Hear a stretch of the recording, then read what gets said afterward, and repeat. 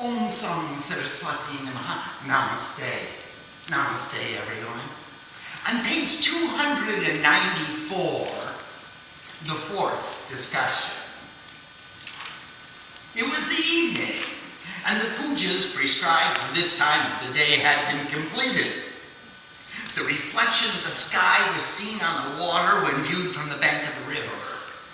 There was a beautiful breeze blowing down from the mountains across the river into the Dakshineshwar temple complex.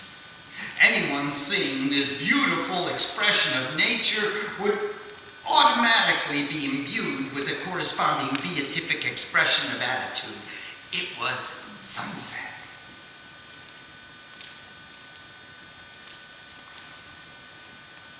Ramakrishna, with the attitude of a child, thinking, "Where is the sun gone? It's now evening. How fantastic! Who made this form? The birds have flown to their nests. Those humans with even a little consciousness are repeating the names of the first and foremost of among the poets, that supreme divinity that has created all this expression." He was contemplating as the evening melted into night. The devotees were mesmerized and sat rooted on their asanas. Ramakrishna began to sing the names of the mother with a beautiful voice.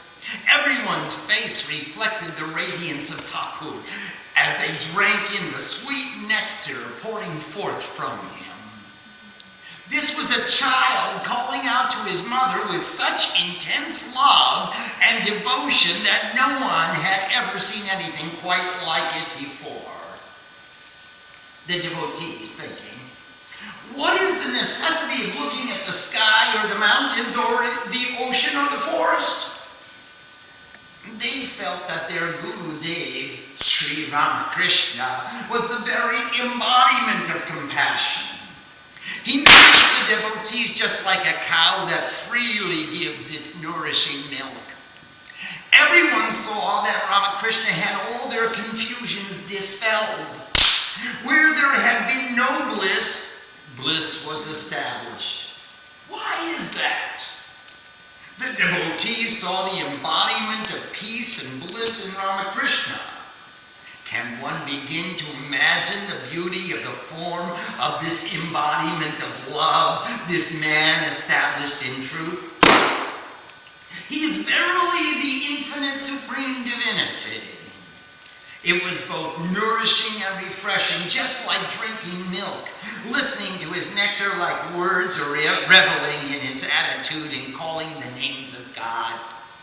It was immaterial, wondering whether he was an incarnation of God or not. Who cares? Of course he is. The minds of the devotees became still in his presence. He was like the North Star to the devotees, an emblem of love and constancy. Look deep within the mirror lake of your heart. Who do you see reflected there?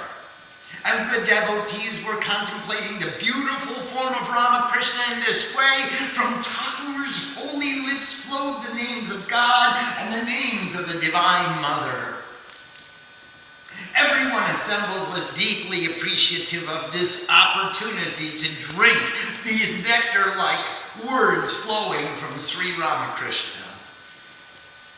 When he finished the recitation of the names and qualities of divinity, Ramakrishna began to pray. He was a shining example of the supreme divinity. For the benefit of all, Ramakrishna had come to demonstrate true devotion and prayer and the form that a prayer should take. Ramakrishna. Mother, I am taking refuge in those who take refuge in you. I have taken refuge in your lotus feet.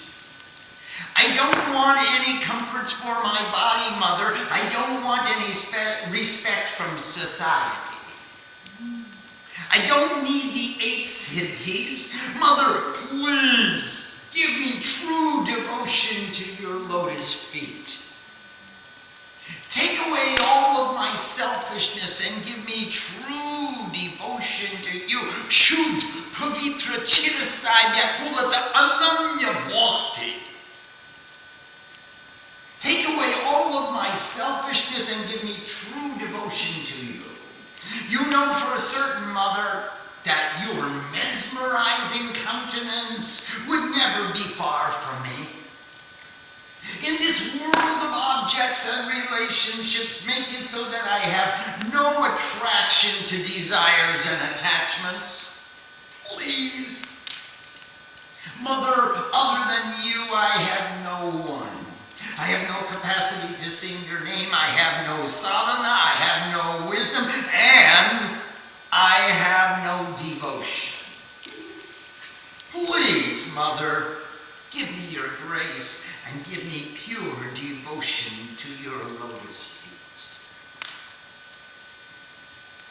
feet. M, thinking, whoever will sing her name at the 3 times of prayer, from that mouth pours forth the Ganga. What need is there for any other type of prayer? Afterwards, M understood that Ramakrishna had taken the human form in order to teach humans. In truth, he was a yogi in a human form, singing the names of God in order to teach everyone the meaning of a real devotee. Girish invited Ramakrishna to go to the theater with him.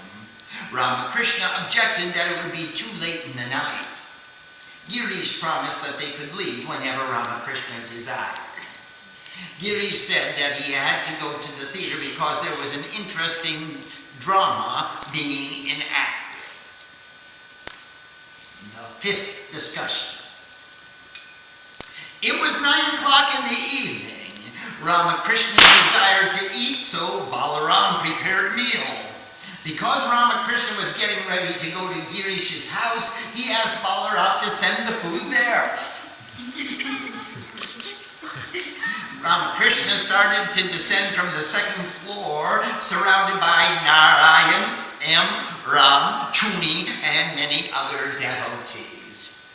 One of the devotees asked him whom he wanted to accompany him to Girish's house.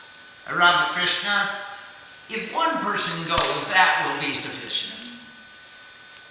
While descending the stairs, Ramakrishna suddenly became totally transfixed with love for God.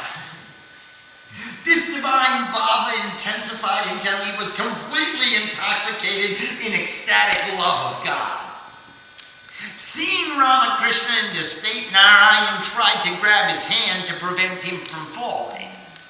Ramakrishna stopped him from doing so. A short while later, he sweetly explained to Narayan, Ramakrishna to Narayan, if you hold my hand, everyone will think I'm either drunk or drugged. Therefore, I will walk by myself. There are 3 roads in the little suburb of Bhojpura. Ramakrishna crossed them and only had to go a bit further to reach Girish's house. Everyone wondered why he was walking so fast that the devotees had fallen behind. Then they began to understand his bhava, this spiritual attitude that Ramakrishna had assumed. He looked like a crazy man who ran across the road. Is that great soul remembering the words from the Vedas? He is realized as the one who has a pure mind, a pure soul, and a pure intellect. Ramakrishna is completely pure. The devotees are beginning to understand that Ramakrishna has actually seen God. He has had his darshan and is seeing him even now. Whatever that is what Ramakrishna is. Ramakrishna. Oh, look! Narendra is coming! Hey, Narendra, come here! He called him and then became quiet. Amazing! After Ramakrishna called out to Narendra, he went into samadhi. Awestruck, At his sudden silence, everyone must have said to themselves with wonder, "This is true, Baba. God consciousness. Is this what Gauranga was like as well? Did he experience this very same state? Who is able to understand this Baba?" Ramakrishna came to the entrance of Girish's house. His devotees had caught up to him by then. He beckoned to Narendra and asked if he was doing well. Ramakrishna to Narendra very sweetly, "You see, my child, I could not speak before." Every letter that came out of his holy mouth was the epitome of beauty and compassion. He stood at the front door.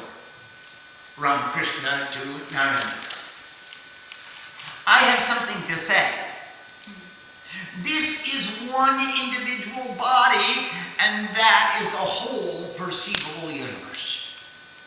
When you go into samadhi, you will see that the individual becomes the universe."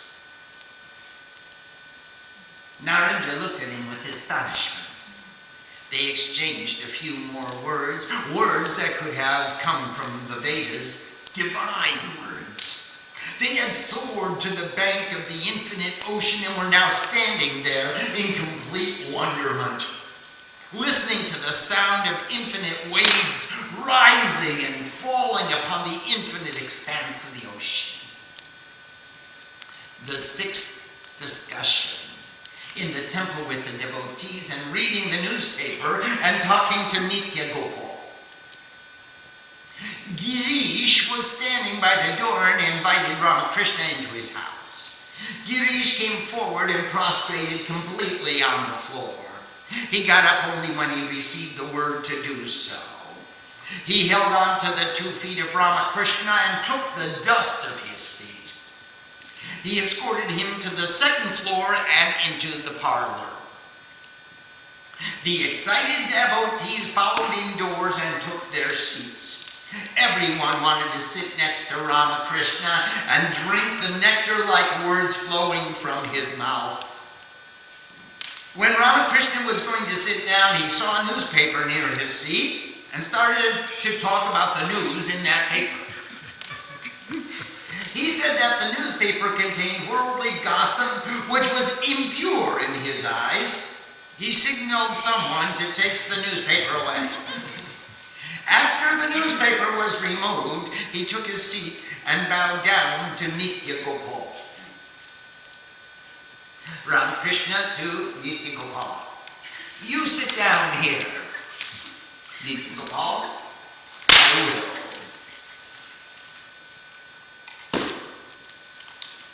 Nitya Gopal had never been to Gokaneshwar. He was not feeling well and his body was in pain.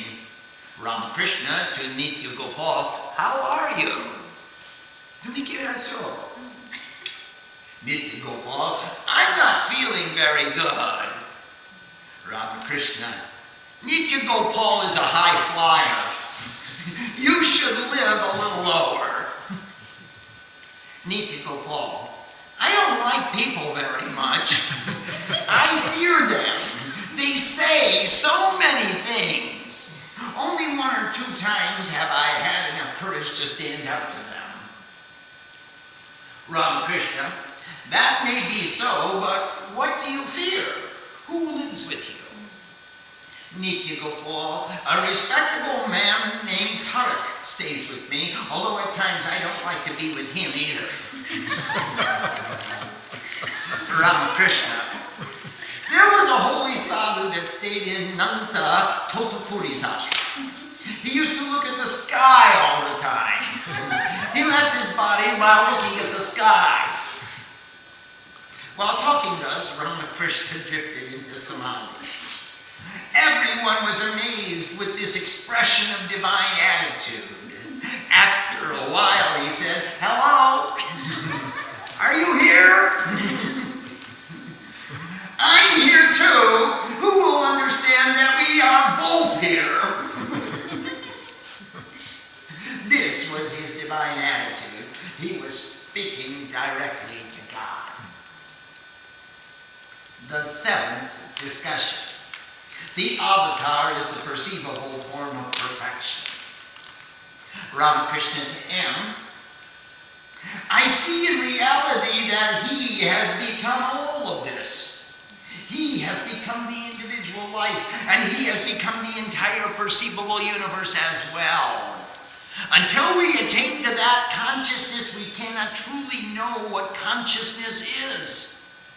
Merely speaking these words is not sufficient. I actually see that God has become everything. It is through his grace that you attain to that consciousness and move into samadhi. From time to time, you may completely forget that you have a body. You don't have any selfish attachments or desires. You find that you don't enjoy anything except words about the Supreme. It becomes very painful to listen to worldly gossip. At once you get up and leave that place. Ramakrishna to Narendra. Kali is the supreme divinity. What you call Brahman, I call Kali. When you have attained to that consciousness, then you know truly what consciousness is. Ramakrishna to M. I have seen that if you continue in worldly thoughts, then you get to know him in some ways. However, if you meditate on him with one pointed focus, then you know him in a different way. When she reveals herself to you and you become one with her, you become an avatar. If she shows her play to you in the form of a human being, you will not think about worldly gossip anymore. You will not have to explain it to anybody. Do you know what it's like? It's like being in a dark place struggling to light a match when suddenly it ignites. When she gives you that sudden flash of illumination, all your doubts are dispelled immediately. Do you think that you can know the infinite just by thinking about it? Ramakrishna called to Narendra to sit down beside him. Ramakrishna started to ask him questions in such a loving way that one could literally feel the love pouring out of him. Narendra to Ramakrishna. I meditated on Kali for 3 or 4 days and nothing happened. Ramakrishna. It will happen gradually as your worship intensifies.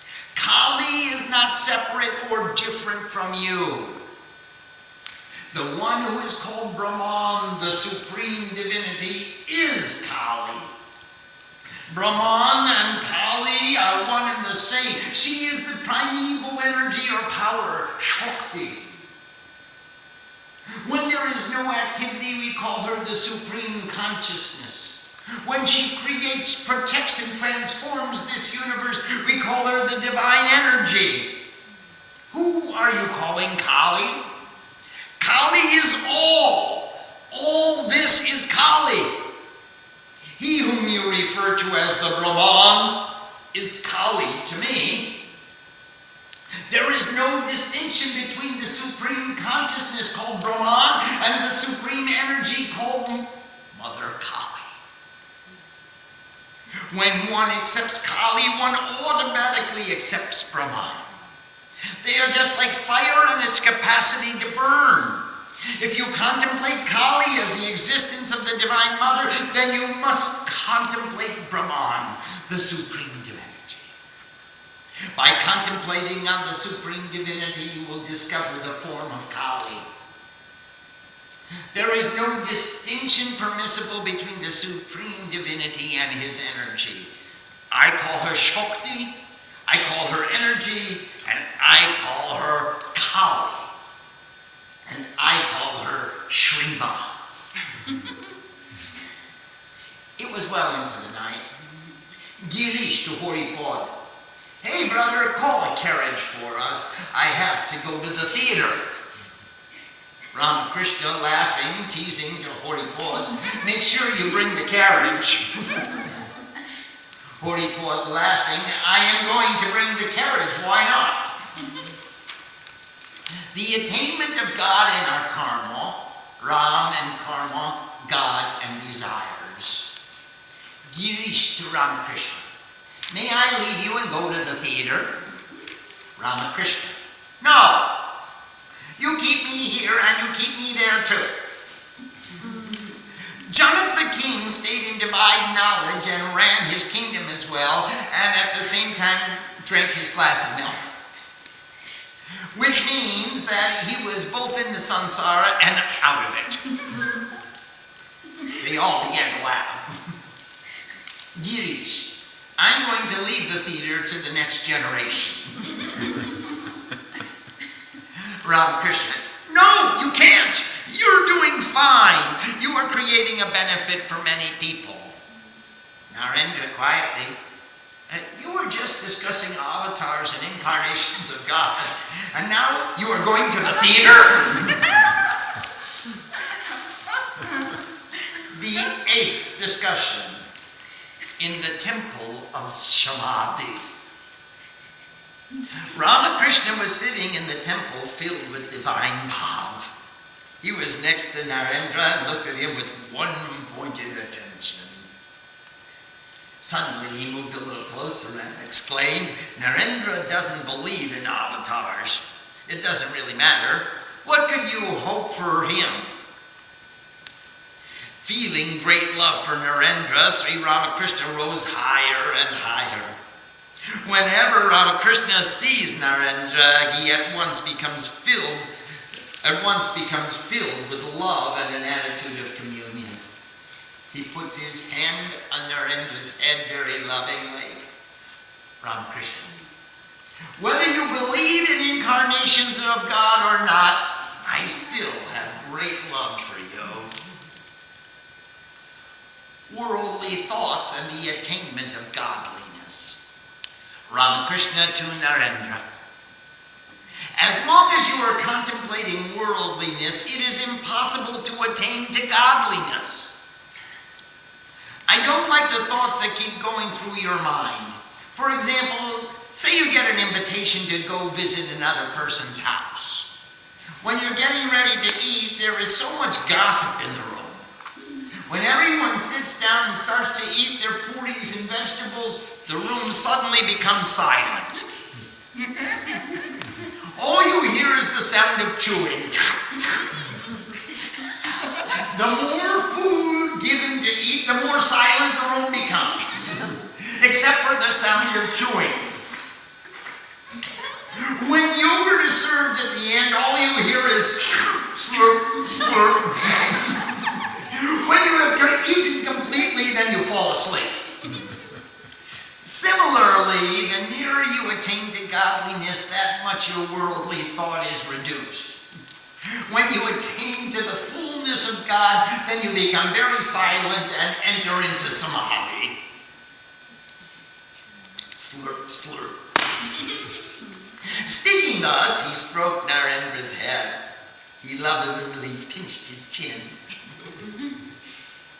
Ramakrishna to Narendra. Horiom, Horiom. Narendra thinking, why is he doing this to me?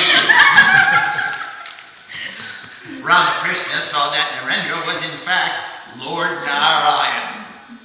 This is seeing God in human beings. How wonderful it was. He looked at Narendra repeatedly and moved into samadhi. He became completely oblivious to the outside world. As he went deeper and deeper inside, his consciousness was partly inside and partly outside, like Gauranga Mahaprabhu. He put his hands on Narendra's feet, just like Lakshmi massaging the feet of Vishnu. Then he put his hand on Narendra's body. Everyone wondered, why is the guru massaging the body and the feet of the disciple? Is he serving God or is he giving him energy? Ramakrishna went still deeper into samadhi and said loudly to Narendra with folded hands, Ramakrishna, sing a song for me. Then I will be fine. Otherwise, how will I be able to get up? Ramakrishna was in such deep samadhi that he was incapable of rising on his own. After a little bit of time, again he sat transfixed. It was as if he had become a wooden doll. He fell totally silent. Then, intoxicated with this bhav, he began to sing again.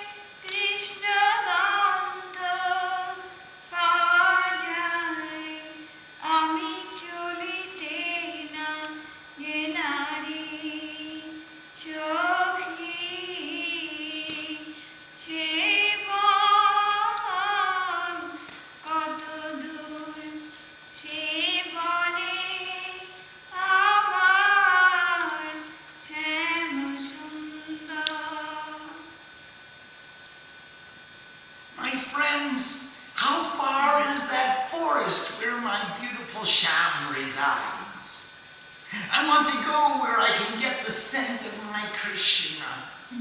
So I continue to move towards that forest. By then, Ramakrishna had forgotten the perceivable universe completely. He was sitting right beside Narendra and looking at his face, but he didn't recognize the presence of Narendra. His mind had completely merged with the Supreme Lord of life.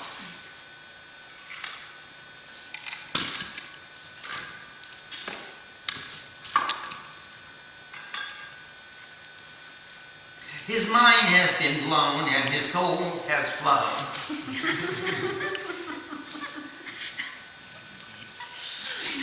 Sri Ramakrishna was totally submerged in samadhi. While still somewhat in samadhi, he suddenly stood up and then sat down again. Ramakrishna, hey, can you see there is a light coming? I can't understand from which direction that light is coming. Narendra started to sing.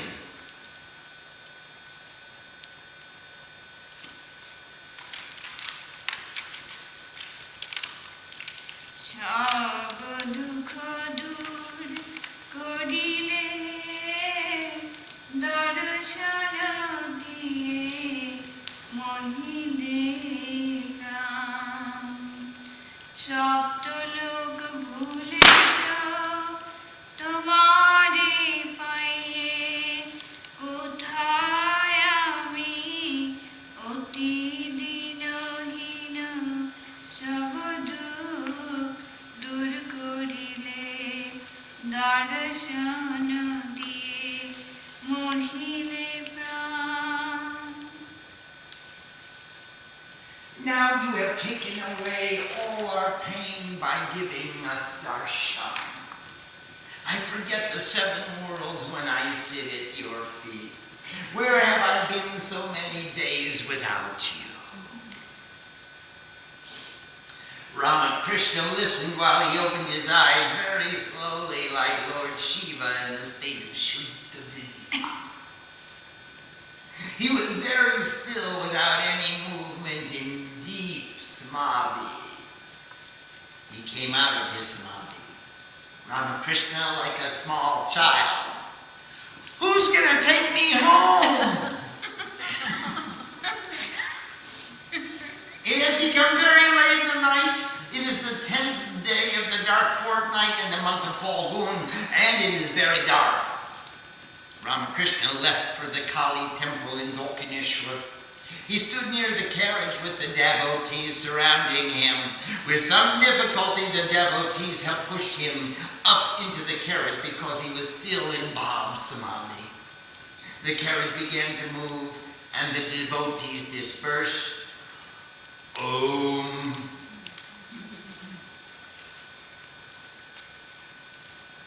On page 307, chapter 15, a conversation with Sri Ramakrishna and joyful celebration in Shampukur house with Dr. Sarkar, Girish, Isan, and other devotees. It's October 22nd, 1885. This is the first discussion. It was the month of Ashwin, and was the 14th day of the bright fortnight. Sri Ramakrishna and the devotees had all been celebrating Navaratri with much joy and fanfare. The 7th, 8th, and 9th days of the festival had been increasingly filled with more music and bliss. The 10th day was Bijoy, the victory celebration. This day of celebration had a special quality. Everyone expressed their love by embracing each other. We call it koli koli. And this side, that side, hugging. Sri Ramakrishna was suffering from throat cancer, so the devotees had moved him to a house in Shampukur, which was a suburb of Kolkata. The cancer was causing him great physical pain.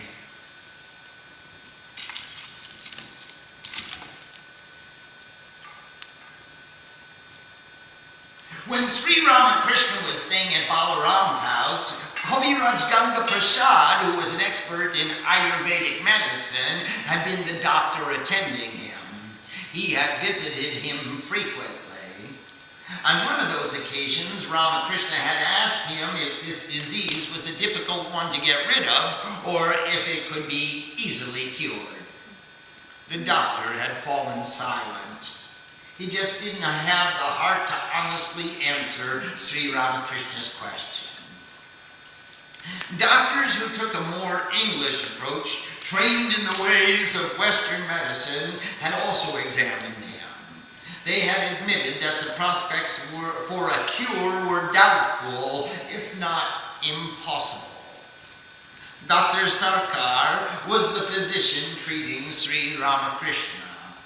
It was Thursday, the 22nd of October, 1885. Ramakrishna was residing in a two-story house in Shampukur. He was sitting upon a bed that had been arranged for him.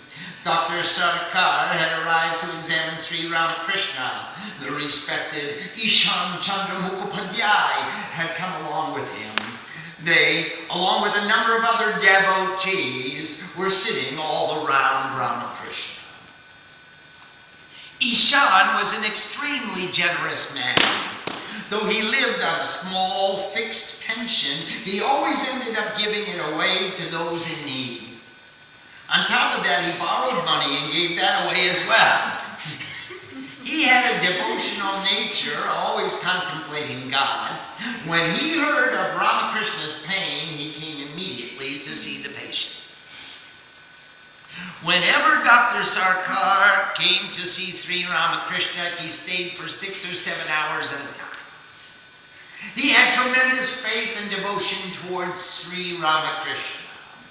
With the greatest of devotion and respect, he attended to Sri Ramakrishna. It was about 7 o'clock in the evening. The moon had risen and its silvery rays were illuminating the 4 directions. Inside the room, the lights were burning. In the room, many people had come to see the great soul, Sri Ramakrishna. Everyone was gazing with one-pointed attention at the embodiment of this great soul. They all wanted to hear what he would say, and they all wanted to see what he would do. Ramakrishna to Ishan. I'm going to tell you the way of success. How you can become free even while living in the midst of all this worldly bondage. How to live in this worldly ocean of samsara without getting wet.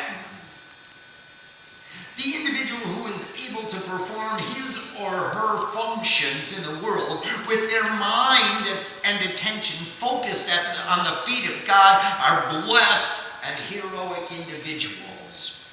For example, a man is walking along carrying 2 mons, 80 kilos, on top of his head when he sees a groom marching off in a bridal procession on the way to meet his future wife. There is such a heavy load on his head, yet still he is able to see the groom. If you don't have a lot of energy and determination, you are not going to be successful. You must be like the fish that lives in the mud at the bottom of a pond. Yet no mud ever sticks to its body. It's also like a goose that sticks its head into the water to grab a fish. It comes up and shakes, and none of the water sticks to his body. Ramakrishna continuing. In order to maintain this type of independence and freedom, while living in this ocean of worldliness, it is necessary to perform some sadhana, spiritual discipline. From time to time, it is imperative to spend some time alone. Stay for a year, stay for 6 months, stay for 3 months, stay for only 1 month, but in some lonely place, you must perform some spiritual discipline on your own. You must always pray to God with sincerity, with sincere commitment. You must pray sincerely for greater devotion while saying to yourself, I don't have anyone in this world, in this ocean of worldliness. Whatever people say to me is mine for only 2 days. Whatever I call my own, I can only have for 2 days at most. I have to understand and feel with complete sincerity that I am yours. I belong to you only. I am your individual. You are mine and you are my all. You must feel this deeply with all your mind and heart. You have to deeply contemplate, how am I going to attain you? Now, after you have attained this type of devotion, then only it becomes possible to act in the world without getting wet. Just as if you first rub your hands with oil before cutting open a jackfruit, your hands won't get sticky. The ocean of worldliness is in the form of water, and man's interaction is in the form of milk. If you put milk in water, the milk will mix with the water and become one. That's why if you want to make cream, you have to keep the milk separate. When you make the cream into butter and then put the butter into a bowl of water, it will not dissolve in it. It will float on the top. It will always remain separate. The members of the Brahmo Samaj asked me, do you mean that we should perform our worldly actions in the same way Janak the king performed his? In the same way that he freed himself from attachment to his worldly affairs, is that how we should perform all our activities in the world? Ramakrishna. I answered them. It is very difficult to perform your worldly responsibilities without attachment. Just saying so does not make you a King Janak. He did a headstand for thousands of years while keeping his feet in the air as a tapasya. Now, I am not saying that you have to stand on your heads in order to find God, but you do have to practice some spiritual discipline. It is imperative for you to reside from time to time by yourself. In that kind of aloneness comes the attainment of wisdom. After you have attained devotion, then go and resume your worldly responsibilities. You have to make the yogurt in a still and quiet place. If you keep shaking, stirring, and mixing it, it won't congeal into yogurt. You won't have the yogurt. Janak was so unattached that one of his names was Videha, he who resides without a body. He had no consciousness or apprehension of a body. He was so liberated from his worldly interaction that he could perform all actions in the world without awareness of his body. He was the perfect example of a Jivan Mukta, one who is liberated in this very life. To rid oneself of body consciousness is a very long process that requires a lot of spiritual discipline. Janak was an extremely heroic individual. He held on to two swords. One was right action and the other was wisdom. Wisdom that comes from the ocean of worldliness and the wisdom that comes from sannyas. Ramakrishna. Someone may wonder if the wisdom gained by a wise individual living in the midst of worldliness and the wisdom gained by an individual living the renounced life of sannyasi is the same. The answer is that they are both one. There is a wisdom that is performed in the world, and there is a wisdom that is achieved outside of the world. Those that have both wisdom and worldliness have some fear. If you go to live with desires and attachments, you should be afraid. If you go into a house that is filled with soot, you will be afraid that you might get some on you. You will be very careful to avoid the soot. If you make butter and put it in a new vessel, the butter will not become spoiled. If you put it into a mud pot, you'll have a doubt. They all began to laugh. When you go to fry flat rice, we call it chipita. Some of the rice jumps out of the pan. The puffed rice opens up like the petals of a white jasmine flower, and it is stainless. The kernels that remain in the pan don't puff up as much as the ones that jump out, and they retain a small stain. In the same way, if a sannyasi attains wisdom in the world, he becomes stainless, like the puffed rice that popped out of the pan. If after achieving that wisdom he goes back to the world, a slight stain will remain on him. Once a Bhairavi, a lady sannyasi worshipper of Shiva, came into the court of Janak the king. When he saw a woman walking into his court, Janak hid his eyes in embarrassment. When the Bhairavi saw that Janak was hiding his face from her, she said, "Hey, Janak, even today you still fear women?" When one has attained pure wisdom, one will have the attitude of a 5-year-old child. One won't understand the difference between a woman and a man. Be that as it may, the stain that remains on an individual who continues to live in samsara after attaining divine wisdom does not do any real harm. There is a spot on the moon, but it doesn't diminish its light.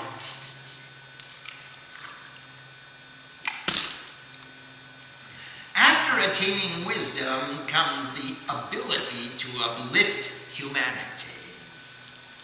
Ramakrishna. After wisdom comes action in order to uplift and unite humanity. Some individuals, after achieving wisdom, come to teach others, like Janak and Narada. In order to teach individuals, you must have Shakti, spiritual energy. The rishis used to roam in search of their own wisdom. They were very heroic individuals. If a reed lands in the water and a bird lands on it, both the bird and the reed will sink. If you have a very solid piece of wood sitting on the water, a person can float on it, a cow, or even an elephant, and it will remain afloat. The steamboat crosses the river carrying not only itself, but also many passengers along with it. Narad and other such teachers were like the wood that was solidly made into a steamboat. One person eats a belly full of food and then with his towel wipes away all traces of his meal so no one will see that he has eaten. And There is another type of individual who, having for his meal only one piece of fruit, still cuts it into as many pieces as there are people in the vicinity. He shares his fruit with everyone he can, taking only what remains after everyone else has been fed, even if he himself must go without. In this same selfless way, after attaining knowledge, Narad and others went to share the prasad of their great devotion. Let's pause here and see if there are any questions or topics for discussion. Swamiji, I have a question on page 311. Yes, please. In the second paragraph, Sri Ramakrishna says, to rid oneself of body consciousness is a very long process that requires a lot of spiritual discipline. How do we evaluate our progress on this particular dimension of spirituality? It's very, very simple. When you're doing your puja, sitting in the asana, if you forget about your body and your body sits still of its own accord, then you have lost bodily awareness. If you're doing your recitation and you're thinking only about the meaning of the mantras and the illumination of the fire, then you forget all about your body, and you forget, I got pain here and ache here, and I want to dance and I want to move and I got to squirm and reach for. So there's a long process of sadhana that goes into developing that lack of bodily consciousness. And the more we pursue that objective, the easier it becomes to forget about the body and just remember the deity. Swamiji, a question from Nanda from San Jose. Yes, please. Namaste, Nandama. Pranam Ma and Swamiji, the mention of feeling stillness in Ramakrishna presence prompts this question. What is a proper attitude one should have in one's guru's presence to be able to learn the most? Thank you. The attitude of a sponge. Just go in there to soak up the bhav. And assume as much as you can. Absorb as much as you can.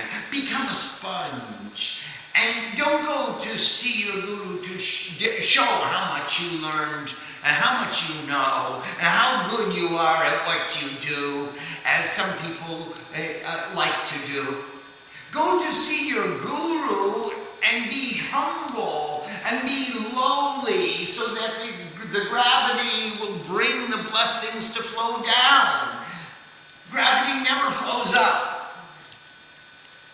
So be humble and be receptive, and go with true yearning for learning.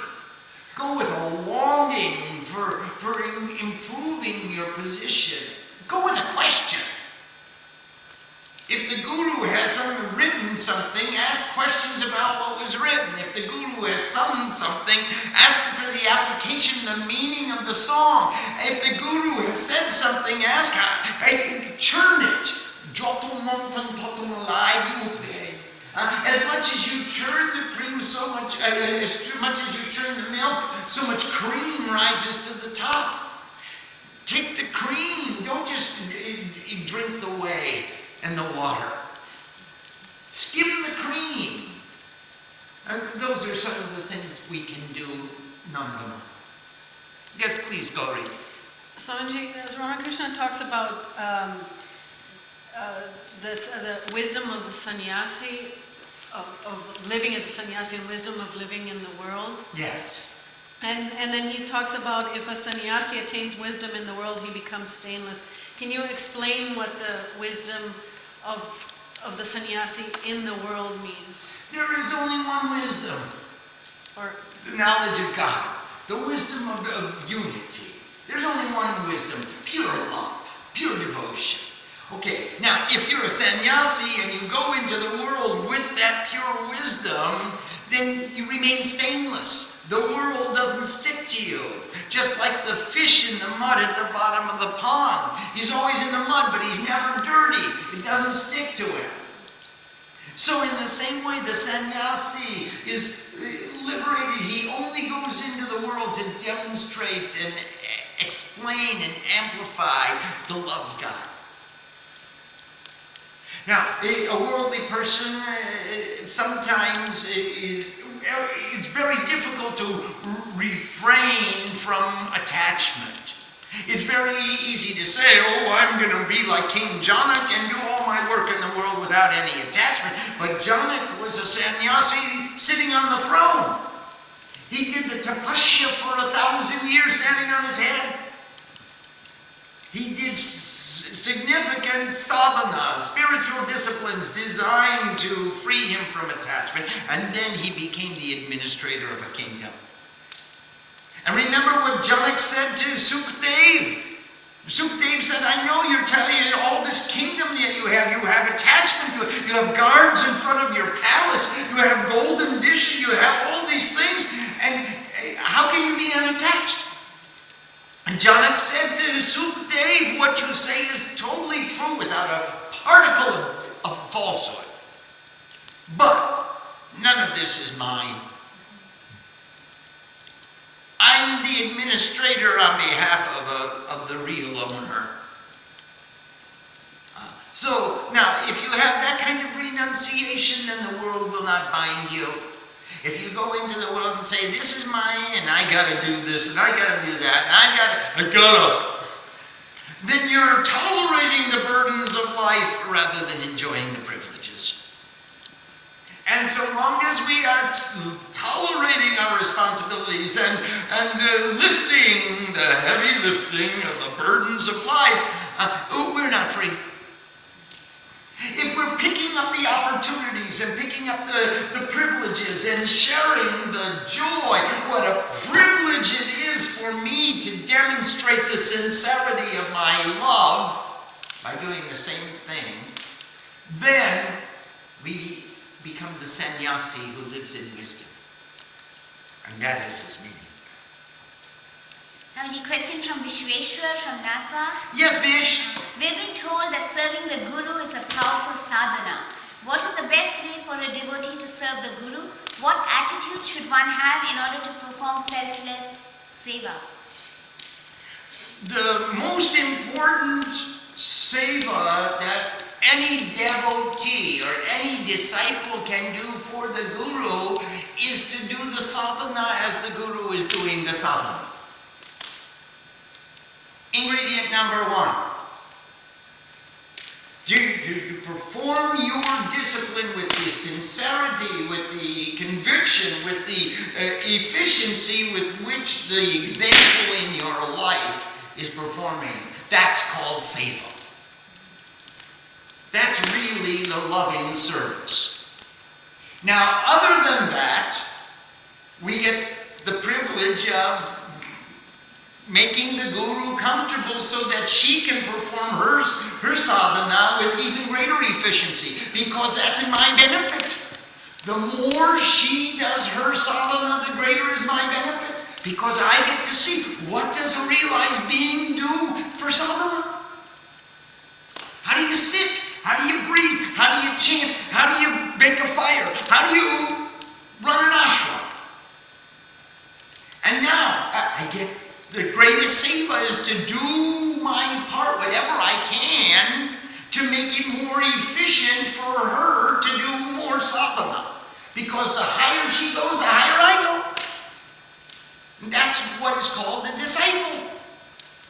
It's my privilege to bind with it, make a family, and join the family, inspire the family, and be inspired by the family, so that we can make our Guru rise higher and higher and higher. It's a contract between Guru and disciple. We'll push, and you pull. And that's how it works, Bish. And if you don't push, she can't pull.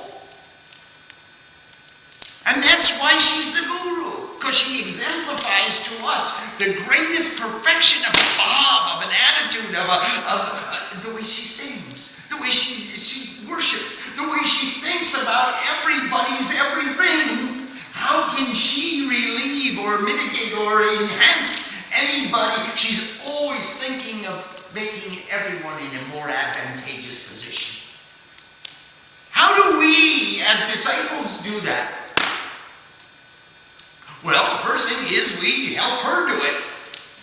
And then we take that same attitude and do it ourselves. Fellow disciples, hey, this is our privilege to serve each other and love each other and work together the same way she's showing us. The same way we're doing. We are becoming disciples. And that's the way it is. We have one more question. Swamiji, can you please explain what pure mind, pure soul and pure intellect mean? Isn't the soul always pure? It is. However, you may have read a recent post that came on the club about Vritra, the cloud of change and modification. Remember, the sun is the light of wisdom, and the samsara samudra is the ocean of objects and relationships. And when we are working in this ocean of objects and relationships, there is egotism and attachment. Now the sun comes up and it causes the evaporation of the egotism and attachment, and that moisture is, that impure moisture is removed from the ocean. The ocean of objects and relationships. And all that moisture collects into a cloud known as Vritra should. Vritra is change and modification, and he is the force of duality which causes egotistical attachment to accrue because of changes and modifications. I am the doer. And I want it done this way. So then Vritra, the cloud, rises up and he covers the sun. I can't see it. Where did the light of wisdom go? And now here we are, thrust into the darkness and coldness, and we need nourishment, we need lubrication, we need, please, what are we going to do? We're going to call Indra. You are the ruler of the pure. You are the ruler of all pure qualities. You are the ruler of the Indriyas. You are the ruler of all the senses, of all the organs of knowledge, the organs of action.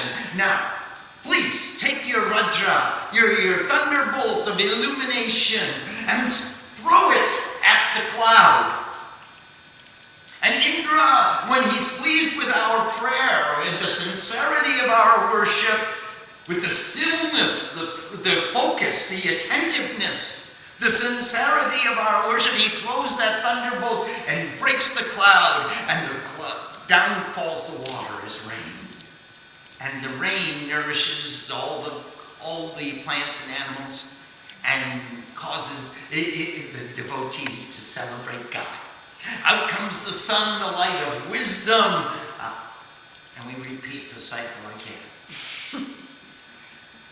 Now, in this way, we give up all of our egotism, we give up all of our attachments, and then we allow the light of wisdom to shine again. Om Sam Saraswati Namaha. Namaste.